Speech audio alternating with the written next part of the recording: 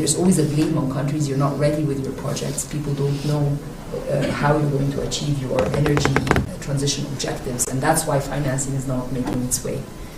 So during Sharm el-Sheikh, we put together a guidebook. It's called the Sharm el-Sheikh Guidebook for Just Financing. And under the word just financing, we said it's not just the quantity of financing, but the quality, i.e., the feasibility studies, creating the infrastructure among personnel and staff in government and the private ecosystem to be able to always have a pipeline of projects, and therefore you can leverage on the existing financing that happens. So in your initiative, when I read about it, again, it's a way to create that quality finance, i.e. the TA or the capacity building that is required across. I mean, just to conclude, there's so much that we can speak about, but we put together, and you will hear this concept a lot in the G20 and at COP, and it's coming up again, is country platforms. Countries need to put together a country platform for climate action. We created a country platform. It's called the Nexus of Water, Food and Energy, NWFE. In Arabic, Muwafi means fulfilling pledges, so it came from pledges to implementation. And we've been very clear with a set of projects. It's in line with our national 2050 climate strategy. And we say these are the projects, this is how much we're putting public money, and this is how much we need from the international community, i.e. the IFIs, to finance private sector. And we had debt swap for climate action within the country platform. So you always hear that, and as we go to Brazil, country platforms are becoming very, very, more countries want to do them. We're helping Tanzania and other countries do their own country platform. It has to be country-led. It has to be according to your objectives. You have to be clear about the NDCs. You have to be clear about projects, and it's not only mitigation, but also adaptation is there, because that's also one of the areas of climate action. I can go on for a very long time, but two things to bear in mind. Climate finance exists. It's not too much, but it's up to the country to be clear with its projects. Quality finance means that we need sustainability and i.e. technical assistance and capacity building in countries. And finally, country platforms do work. So I advise every country to have a country platform and a governance structure for it, so that you can attract whether it's FDI or concessional finance and so forth. Thank you. Thank you so much. That's very insightful. Thank you. And since we're on the topic of climate finance, there's been so much discussion around it, and yet when it comes to like the tangibility of what that's translated into on ground, it's been relatively limited. So, being not just public leaders but also elected officials, one of the things that I grapple with is the risk that comes with both committing to jobs as well as mobilizing finance.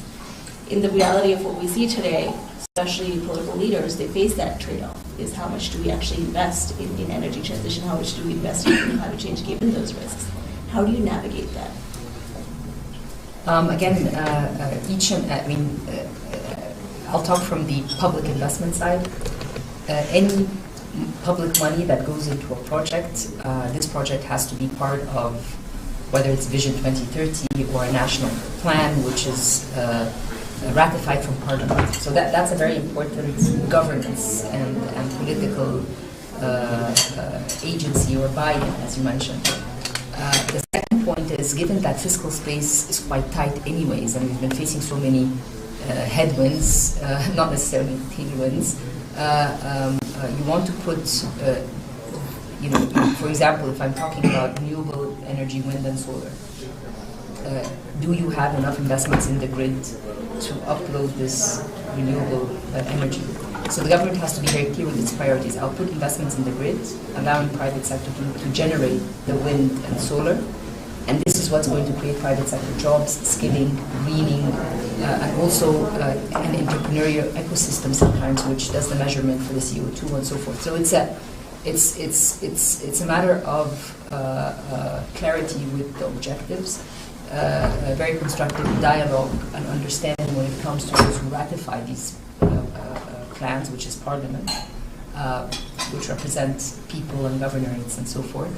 And then finally, what creates the continuous buy-in is that the projects get implemented, so people can see that the energy transition or the climate action is not just a burden on development, but it's part of development. Because each and every energy project, in addition to creating jobs, creates green capacity for more industrialization, for more economic activity.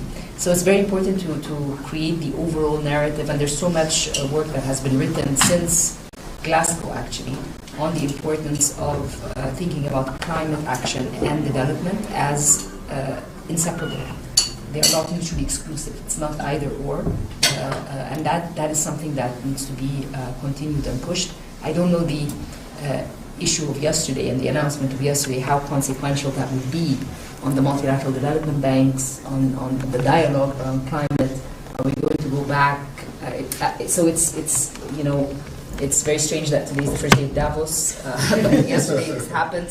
So I think you know, how far in terms of creating disturbance in a path which look to be moving forward with gains for developing countries, and also better understanding for the multilateral development banks and the global institutions that do provide financing. I don't know. Let's see how that works out. I don't have an answer. All of us have questions. Nobody does. Yeah, exactly. I said nobody has questions. I think from the state perspective, the question that we've been asking is how do you go from mine to energy? We have the entire value chain, the ecosystem. How do you build it out? And how do you create consistency in policies? So if you look at India's view, is that how do we green every bit of our ecosystem?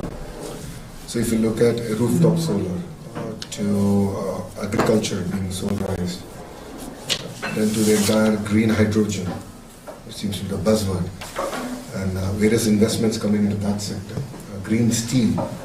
So I think, at least from India's context, is to set the policy straight. Yes, there are some subsidies required, but it's not over and beyond the physical challenges that any state or the federal government would have.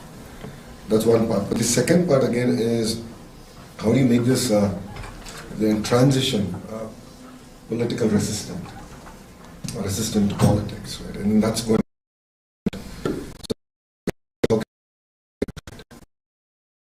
And as a HRD minister, my focus is how do I create the next set of jobs that we don't even know in exactly which area they will come.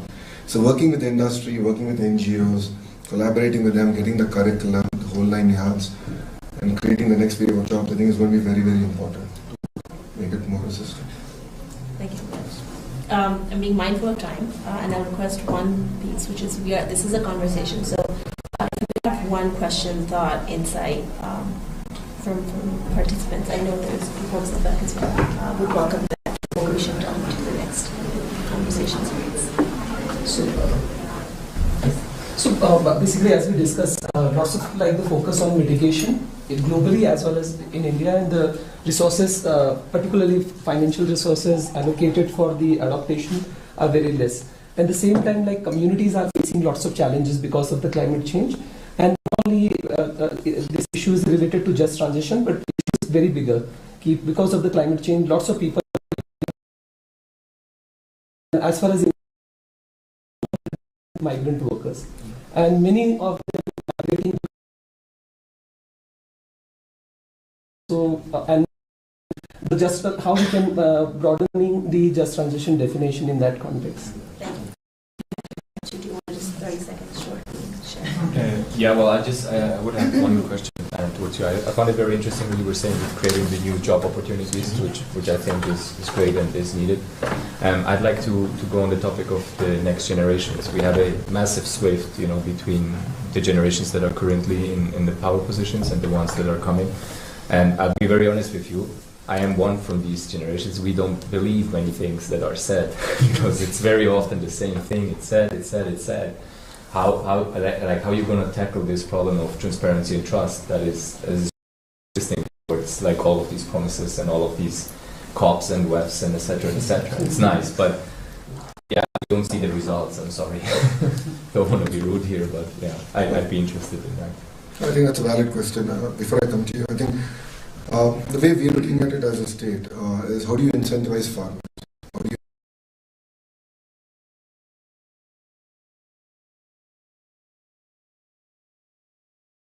Honorable Prime Minister's program, Suryaghar, which is rooftop solar for every house, That's the exact PPA, power purchase agreement, we're doing with every citizen.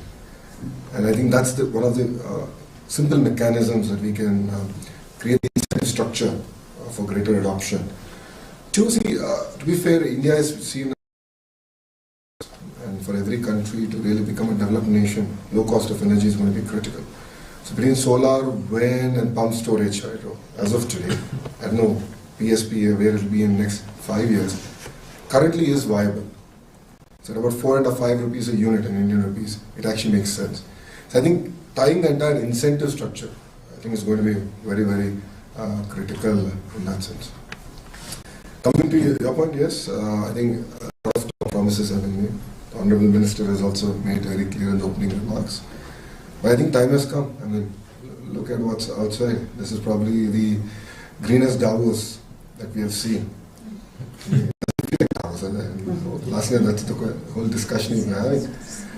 Things are changing. So we have to adapt to it. Otherwise, we will have tougher challenges. And if you look at natural calamities, it is going up. And insurance companies are running out of money. So we have to translate. So I think politicians are to be partially blamed for it. Creating the vibrant ecosystem to enable it. So for me, what's exciting is mind to energy. And capturing the entire value of the ecosystem. And understanding the role of human resource development, the role of real-time governance in the entire ecosystem.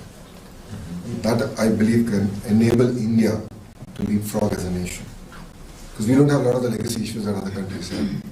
So we never went through a personal computing phase. So we just went to the smartphone phase. So I think this, even in energy, there's a potential to leapfrog. Our grids can be far more robust. And Government of India mindfully is spending substantial amount of money building the entire grid connectivity. And so I think that should solve both sides of the coin. I just want to say that adaptation is on the agenda. And for example, one of the outcomes of also COP27 was the Loss and Damage Fund, realizing that desertification and what's happening, because that's in sub-Saharan Africa mainly. But one important aspect is dialogue among countries and also showing success cases where adaptation was taken as a focus, and there were alternative financing tools, like what's happening in Colombia in terms of debt swap agreements, Barbados, the same. So we need to shed light in discussions on what worked, and not just what worked, how did it work? So that can also be politicians in other areas, in other countries, with concrete examples that it's not just a promise, but it has happened elsewhere. What do I need to do to make sure and scale? So this word scaling we always hear about, but it's to take a successful example and see how we can, of course not one size fits all, but problems are the same, and when one solution works, why not try to replicate given the initial conditions in the country?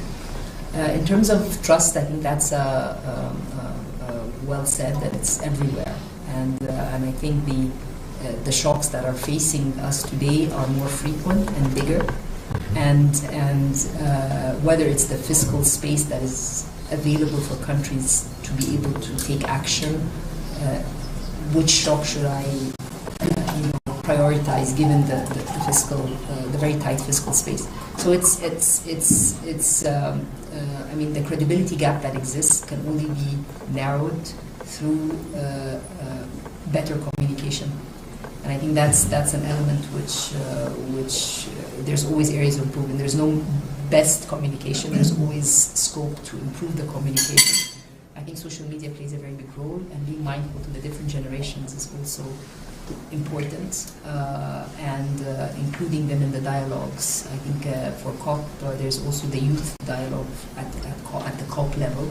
And the different initiatives related to startups and SMEs in the climate space for adaptation.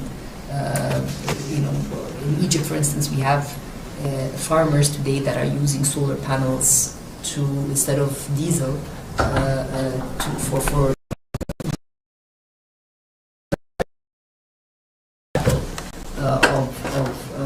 action for adaptation. Sometimes loans, low cost, and so forth. Being very honest on what doesn't work. No,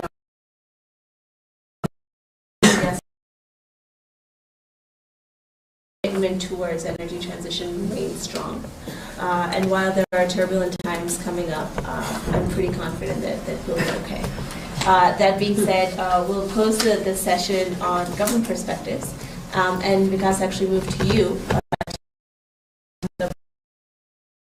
What does energy transition? Thank you, Ritvika. Thank you so much. You stole a bit of my thunder in terms of how I was going to introduce this, but thank you. Morning, everyone. Thank you for making it today to this session. My name is Vikas Mehta. I am the Executive Director of SED Fund. SED Fund is a venture and a philanthropy fund focused on renewable energy based in the Netherlands. We have folks representing renewable energy companies. The first one on further left, I have Vaishali Nigam Sinha. She's a Chief Sustainability Officer and co-founder of Renew Power, which is one of India's largest. My left, the director of Indica Renewables, a diversified renewable energy company in Indonesia. So, Vaishali, if I can come to you, jump to the question, which is that we heard from Lokesh and Dr. Rania about the government perspective on what they're doing for the policy for their states and for the countries that they represent. But I just want to understand from your perspective at Renew Power that how do you see the policy environment in India, whether it's at the federal or the central level or the state level, with regards to the pace and scale of RE growth? Thanks so much, and congratulations on this event. I think it's a very well orchestrated conversation. I want to start by saying that a question was asked on, we hear a lot of these conversations at COP and Davos, but what's happening on the ground? I must say, you must come to India and see what's going on, because we've been in India for this started about 13, 14 years ago. I think it's been a parallel journey with India's renewable energy growth. And I think when you have a leader with a vision, and leaders, if I could say, even in the state of Andhra Pradesh, just within months of coming into power, I must congratulate the government for coming up with a robust, integrated plan for renewables, green hydrogen, which really sends a messaging. I mean, we're talking about a messaging in the United States of pulling out, but then it's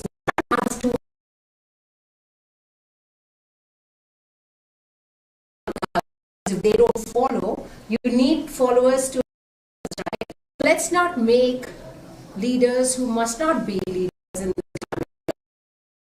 the first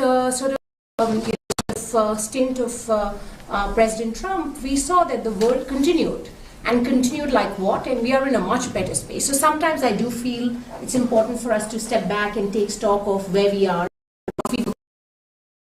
If I look at a decade, deployment on the ground has grown 6 times. In 2014-15, we had about 13 gigawatts of assets on the ground. We have 200 gigawatts. In 2019, we were at around 50, but now we're going to do 50 gigawatts year on year. So that is the kind of progress we see. And why has that happened? That's happened, if I could come back, we have a vision, we have a commitment to the sector. We have the desire to engage with the world in a positive way. I think that by the International Solar Alliance, by the ambitious commitments at the COP, all of this is really important for us in the private sector, because when our government representatives come back, it's very easy to have a conversation on the gaps which exist for us to accelerate the pace on the ground. So I feel that I'm optimistic, I'm hopeful, and I'm positive, just because of what I see happening in my own country. We have the largest grid, as you mentioned, which really is a game changer. We have SECI, which is a nodal agency, which sort of increases transparency and increases our ability to deploy in a more transparent way, and so on and so forth. So at an institutional level, I see in India, there's a huge amount of progress and commitment which has happened. When we started Renew, the company I represent, we had knocked about 60 doors in 2011, 60 investors globally. And we had one investor who invested in our story because people were like, oh, wind turbines, high net worth individual investment destination, what are they going to do? This model for solar, wind, hydro, pumped hydro, and a lot of innovation around how we can leverage these individual sources of clean energy and innovate in a complex way to look at round-the-clock innovation, etc., etc. So I'm not sure if this gives you a sense that at a central level there's a huge amount of commitment, and at the state level there's a huge amount of commitment by many, but not all. So the question is, how can we bring that? How can we work on that to ensure there is a central and a state level sort of alignment for us to do more, right? And as I said, the Andhra Pradesh government is doing a great job, and we look forward to working with many other states in the country.